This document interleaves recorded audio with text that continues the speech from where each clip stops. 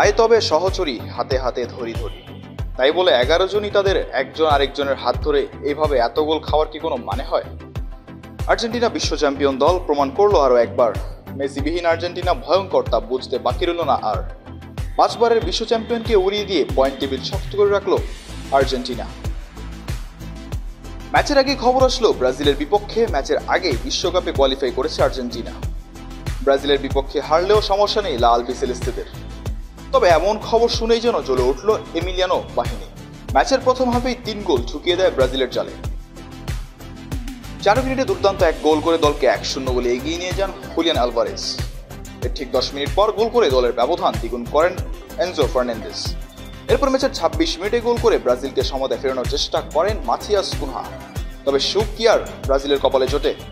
ম্যাচের 36 মিনিটে Mac Allister গোল করলে তখনই ম্যাচ থেকে ছিটকে যায় সেলেসাওরা। এরপর দ্বিতীয় হাফে আরও আক্রমণ করে আলবিসেলেস্তেরা। দ্বিতীয় হাফে আর্জেন্টিনা আরও গোল করলে ব্রাজিলের বিপক্ষে স্বস্তির জয় নিয়ে মাঠ ছাড়ে মেসি ছাড়া আর্জেন্টিনা। লাতিন অঞ্চল থেকে প্রথম দল হিসেবে 2026 বিশ্বকাপে খেলার যোগ্যতা অর্জন করল আর্জেন্টিনা।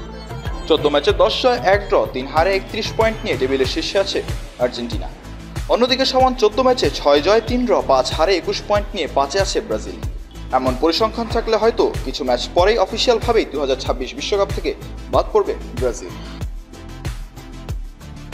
মিজানুর রাশিক, কালের কণ্ঠ স্পোর্টস।